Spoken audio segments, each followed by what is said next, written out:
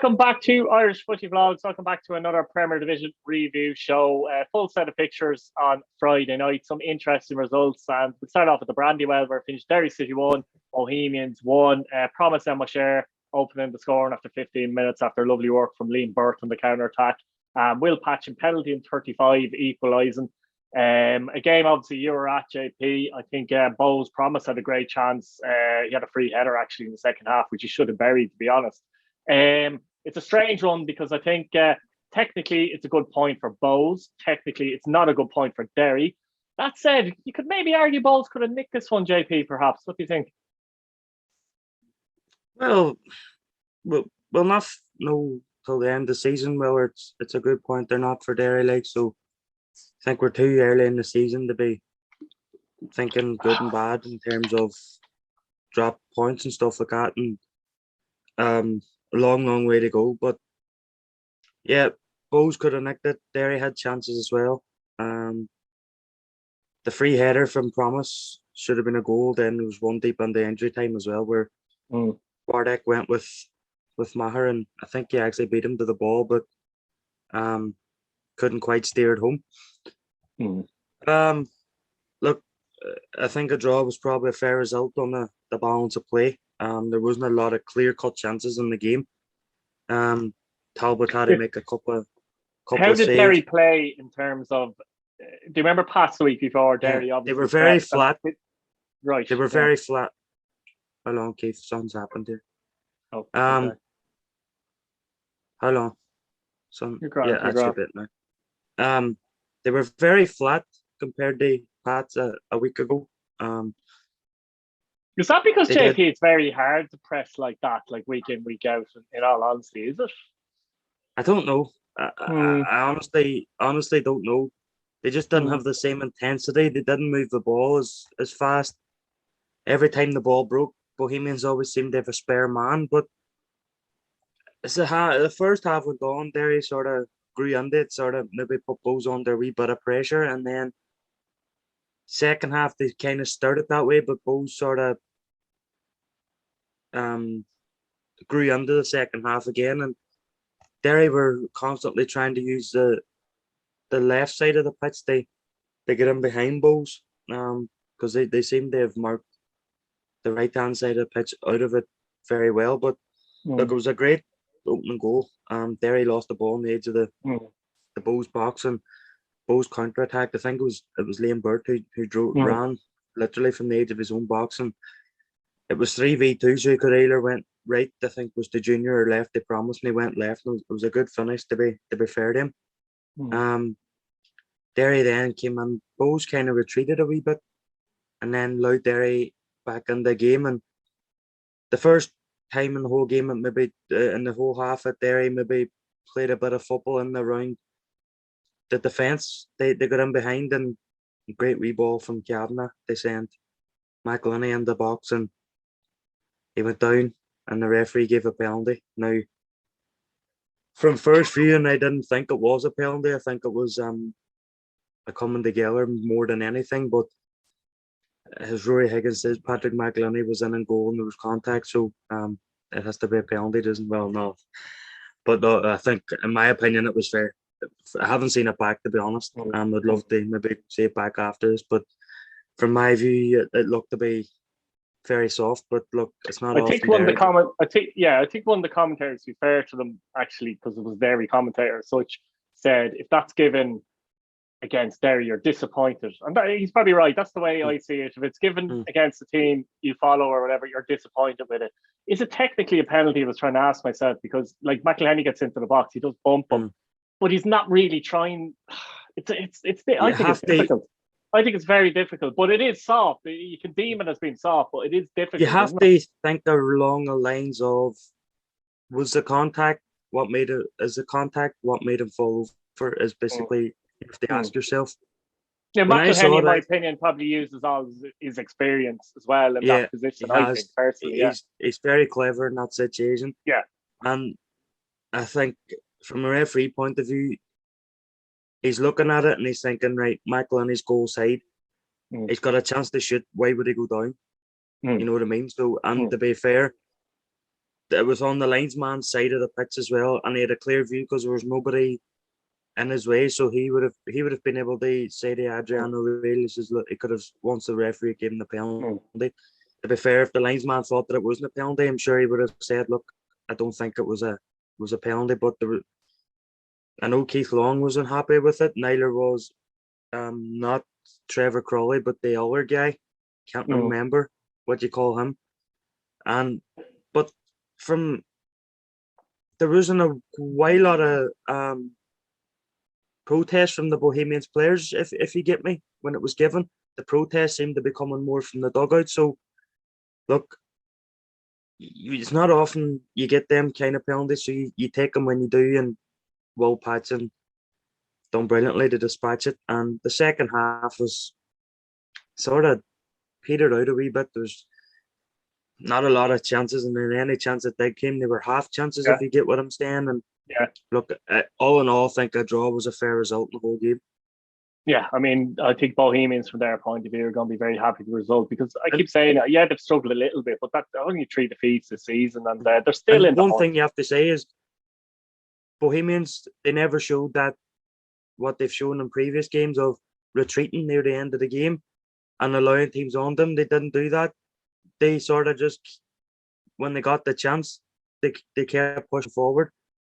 And we've talked about that mentality of seeing games out, and it looks like now that they possibly maybe have got over that sort of period in the season. I'm not going to lie, but when I was checking results, I was at obviously another game checking results, I was expecting a late goal from Derry, not just from Derry's point of view, but from the point of view of Bohemians as well. But it never came, so it's a draw, and Derry are 1 point clear of Shamrock Rovers, and we get on to them now. Shamrock Rovers won 3-1 against Finn Harps.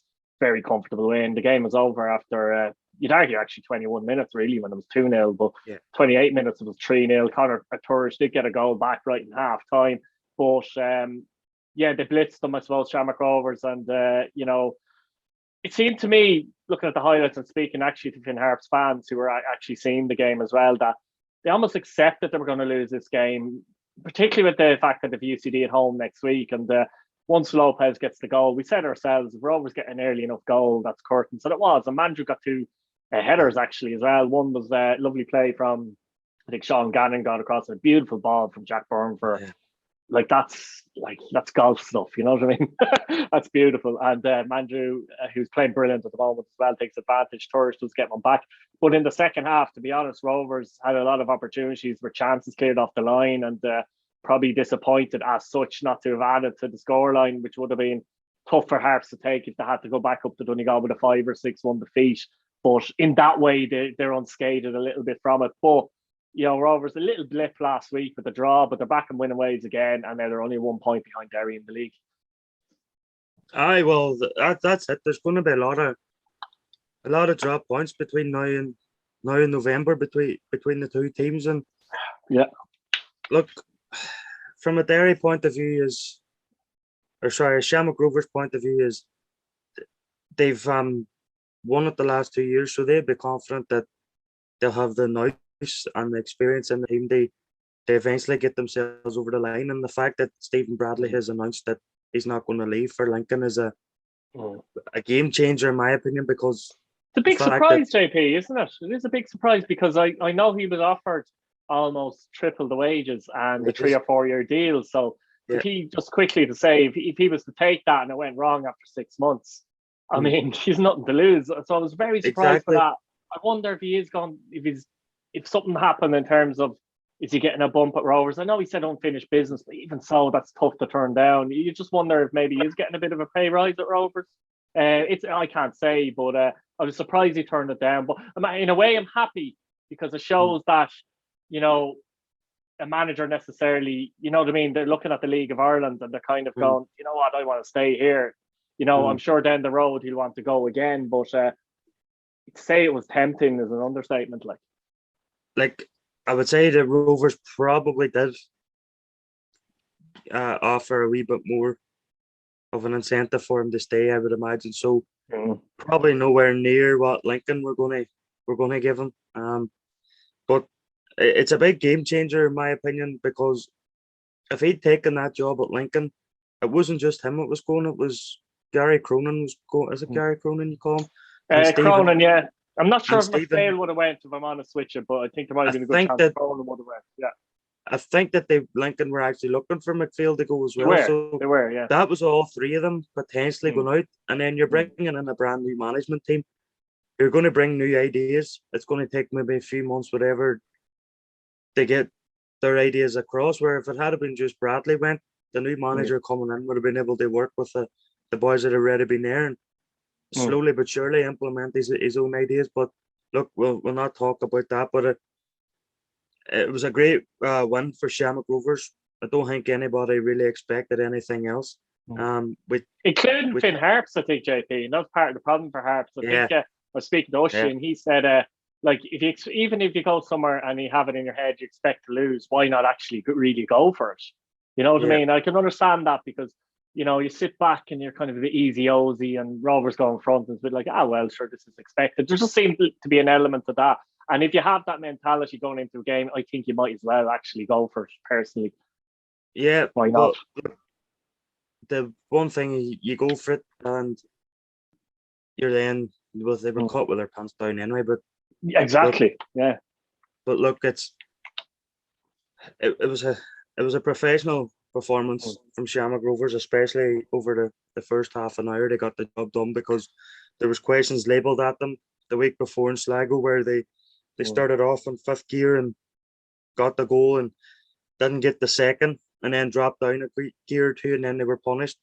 But they kept their foot in the gas this time and made sure that the game was over before they even got started. And fair play to Harps. They got the goal before half time. A great header by Conor Burris. But the second and third goal, when I watched it, I was just mesmerised. Like the ball, Gaffney with his back to goal, managing to slip Sean Gannon in.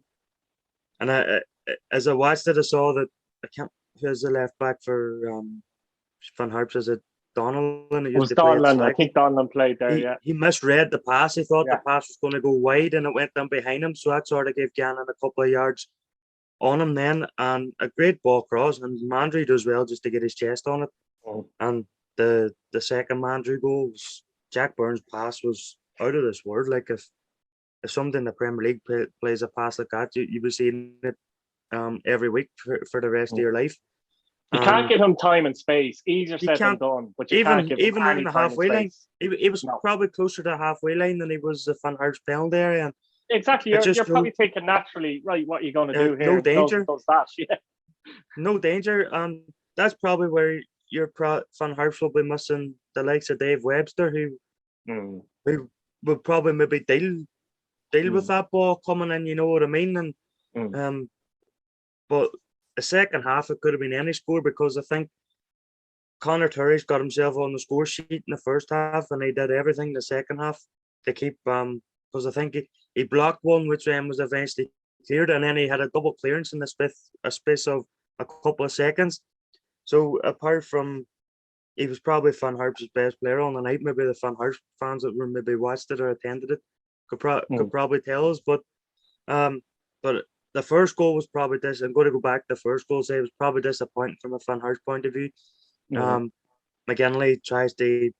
I don't think he's trying to catch. I think he is actually trying to punch it clear, and he gets it wrong and falls nicely for Lopez. Now I know there's one or two Van Harps players were looking for a foul on the goalkeeper, but I don't think it was. I think he did punch it, and it was he just didn't get enough on it. Look, nobody expected anything different, so Van Harps wouldn't have expected anything different, but they've got the big one for them next week.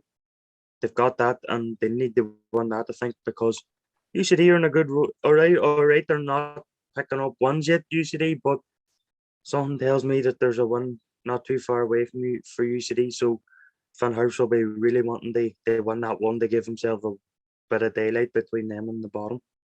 Yeah, interesting. So finish ahead the game, Park Drogheda United nil, St Patrick's Leg 4, Dara Burns after 4, Owen Doyle 36, Billy King 70, and Kyle Robinson with his first senior goal for the club and his first touch on 86 minutes to make it 4-0. And from a Pat's point of view, JP, it was a great response to the defeat in Derry. The work rate, the attitude, everything about the performance was excellent. Early goal helps as well.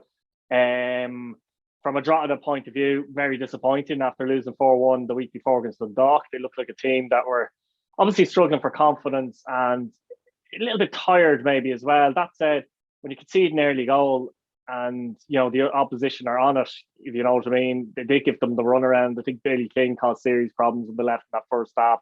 He was the one actually to set up Burns for the goal. Controversy with the second goal, though. Owen Doyle, lovely finish from Doyle and a good run. Ben McCormick slips him through. He looks like he's offside to me, I'll be honest. I look back at it as well and he looks offside. I was looking at the position, the linesman. Unfortunately, the linesman doesn't seem to be up with the play. And if you're not up in the play, what happens? You know yourself, it's very difficult to make that call. You're trying to guess and you're probably more likely to leave it maybe. So disappointing. Now, Pats probably deserved the 2-0 lead at half time, but Drogheda will be very disappointed how that goal was given. I won't name the Pats player, but I spoke to a Pats player afterwards, and he said that it was definitely offside as well. So, you know, the opposition are saying it, JP. Second half, we had drones for about 6 or 7 minutes flying over the pitch, and the game was stopped, and it got a bit comical, to be fair. But before that, Drogheda made it 2-1 as such. Williams made it 2-1, but the goal was disallowed. Now, again, I've watched this back. Very hard to tell. You know, when you're on the ground, the way end, you're at your park and you're looking up. Very hard to tell. But looking at it back again, it's harsh. It's harsh. There's a bit of it coming together with him and Joe Redmond. They're tussling with each other. For me, Williams wins the battle and finishes it to the net. Disappointing, I have to say, from a Drogheda point of view there. I honestly think that should have counted. But again, Billy King on 70 minutes, good skill, turns inside, finishes it lovely. And Robinson obviously makes it 4. Despite those, I suppose, tough decisions against Drogheda, you probably couldn't argue too much with the scoreline because Pats pretty much were the better side throughout and dominated from start to finish, really. Adam O'Reilly in midfield was brilliant. I think with Adam O'Reilly, he didn't do anything different to what he normally does. The thing about it was he had 2 men in midfield with him. So if he's flying around the pitch and, you know, trying to close down angles, get tackles in and come across, if he has only 1 man in the middle, you might be left exposed, as in against Derry. But when you've 2 guys like Chris Forrester and Ben McCormick in the middle of the park with you, you're almost allowed to do that more. So I don't think much changed in his game. It's just he did an extra body in there. And Pats, as I said, they were great value for the wins, a massive win, back up the third. And it's funny how it works because the week before, people saying, no, Clancy this and Clancy that, and results went against you. A week later, they win 4-0, and the likes of Dundalk, we get on to the minute, Sligo don't win. And this is what I'm saying every damn week. This is what it's like every week. Like, results literally are going to go against you. They're going to go with you one week, the other team. It could be Dundalk next week, could be Sligo the following week. They're all in that muddle for Europe. At the moment, Pats are leading the way, but that could change weekly. But they'll be very impressed with that and how they reacted, I suppose, JP. But for Drogheda, it is disappointing, isn't it, to get, I suppose, beaten well again. I don't think St. Pat's could have got any worse than what they were against Derry. I don't think they'll play any worse than they were against Derry for the rest of the season. But at the same time, you have to give them credit for the way they've bounced back. They've probably done the Drogheda what Derry did to them as the week before. And as you say, an early goal helps, and it probably helped Derry last week as well. And then you get the second before half time, sort of puts you in the drive and see the wee bit, and it's all about managing the second half. Maybe if that Drogheda goal had stood, might have been a different second half. But to be fair to Pats, they got the 2 late goals and they put the icing on the cake in terms of the scoreline. Results went for them. UCD, Dundalk drew away to UCD. Bohemians drew at Derry. I don't know if that's a result for them or a result against Pats. And Sligo were beaten away at Shelbourne. So St. Pat's were the big winners this weekend in terms this week. of them. In the terms of the teams that's fighting it out for Europe, they were the big losers last week. And as you say, it's going to be changing as the season goes on. But I wonder is the Clancy out boys, the Clancy in boys this week. But they went on a match running of 6 matches without defeat. They've now lost 3 in a row. They've now lost 3 in a row where they've conceded 11 goals. They were sort of at that in the first 4 or 5 matches, they got them out of that. And they back in that injuries. I know they've injuries and it doesn't help, but they want to get out of that pretty quickly again because they're getting sucked in there at the bottom. Yeah, Foley, Markey in particular, and I think Foley, them two injured. I think they're big losses to them as well. And did Chris Lyons go off injured at the weekend? Did he? He did. I don't think it's too bad though. Dean Williams was missing as well. Like, he came on, but he's been injured as well. So you know what I mean. There's a lot of attacking quality being taken out of the team as well. I know they haven't been defending well, but at the same time, if you Foley and Markey, best form of defense is attack. Yeah, exactly. And you Foley and Markey in that team, it's going to make a big difference, particularly to a team like who are near the bottom of the table as well. So they're about 3 weeks away as well. So look, things could change again. I mean, you said that they were unbeaten in 6. Now it's 3 defeats in a row, and I wouldn't say it was a lack of effort or anything like that on Friday. It just things went wrong as well for them as well. And that's what happens when you're out of form as well. And maybe the heads dropped slightly, even subconsciously, and Pats were a bit rampant at the same time. You do feel if Pats were to play at that level that they probably would beat Drogheda, if we're honest about it, that kind of way. But the fact that Drogheda didn't play well, a bit like Derry and Pats in a way. If Derry play really, really well, Pats play really, really poorly, that can happen. So it kind of flipped this week in that way. But Drogheda just have to get on it again the next few weeks and lick their wounds and hopefully get good recovery time for next Friday, I think. But we'll move on to UCD and Dundalk. And it's funny, Dundalk haven't won away this season, JP, which is insane. Have they not? No, I just noticed that the other day. Dundalk haven't won away this season, which is mental. It's crazy. But their home form has been excellent. And here, I mean, they were 2-0 up. Doyle, obviously, with the opening goal, Hooven penalty. What did you think of that quickly, actually, the Hooven penalty? Is that a foul? Did he win the ball? I thought it was a penalty. It happens very, very quickly.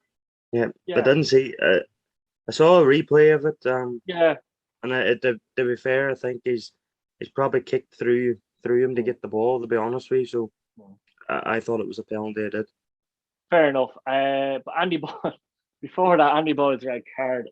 Honestly, what is he thinking? This is Andy Boyle as well, a man with a brilliant experience. He's making a pointless tackle on the halfway line, a minute into stoppage time in the first half. I don't understand what he's doing.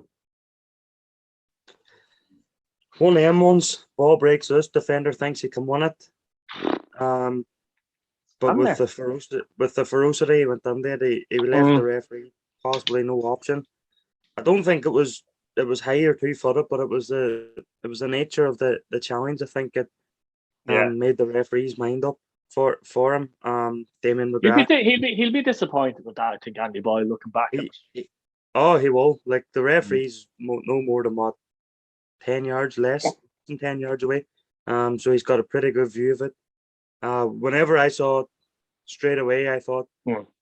Whenever I saw it, I was like, whoa, that's a red. And then I thought McGrath was actually going to give him a yellow, and I thought maybe did I get 2 yellows, but then he went and give him the straight red. So disappointing from Andy Boyle's point of view because, as you say, he's got plenty of experience. He's an Irish international as well. He's been over in England. You're just wanting to get your team into half time 1-0 up in what is a tricky venue, which has proven to be tricky for teams this year. And even though they go 2-0 up, sorry JP, even though they go 2-0 up early in the second half, you wonder if that came back to cost them a little bit. Whelan scores only a couple of minutes later. Lovely goal, actually. Great move from UCD. Gets it in. Lovely little finish. From a Dundalk point of view, you go 2-0 up, 10 minutes in the second half, with 10 men against UCD, who are bottom of the table. You're probably still expecting yourselves to see that game out, maybe get a third, but to be fair to UCD, they got themselves right back in there quickly, and that's put a wee bit of doubt in the Dundalk camp. But great play down the left. It was Dingham and Ozan linked up, and then Dingham put a great ball across for Whelan. And what a finish! Like side foot across the keeper in the far corner. And commentators said it themselves. It's game on. Half an hour to go. It's game on, and with 15 minutes left, UCD get their own penalty. And again, silly foul. But a pointless foul, JP. Again, like at least with the penalty at the other end, you're kind of thinking, okay, maybe the trying to win the Dundalk, ball. yeah, and the Dundalk player, like he might be in and goal here. But that's just a corner, and your typical, I'll just pull him around. Oh no, that would frustrate me. If I was Try and get away with it. Mm. Great refereeing as well from McGrath. They actually spot it, because there's a lot of referees that don't see them things. And if they do, they tend to be well, has he or hasn't he, basically. But great refereeing from Damien McGrath, and another great finish from Colin Whelan. And it took him a while to get going this season on the score sheet, and he's starting to bang them in now. That's another double he's got. I think he got a couple up at Sligo too, and so he's starting to score goals now. And I think the one thing that's missing from UCD's season so far is a win, because I think they've got the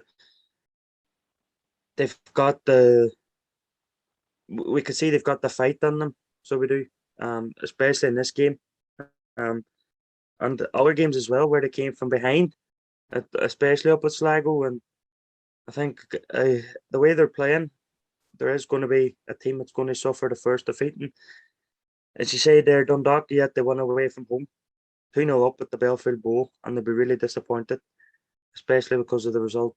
As we say, they're in that wee group along the European group. People probably didn't expect them to be in there this season, but they are in there.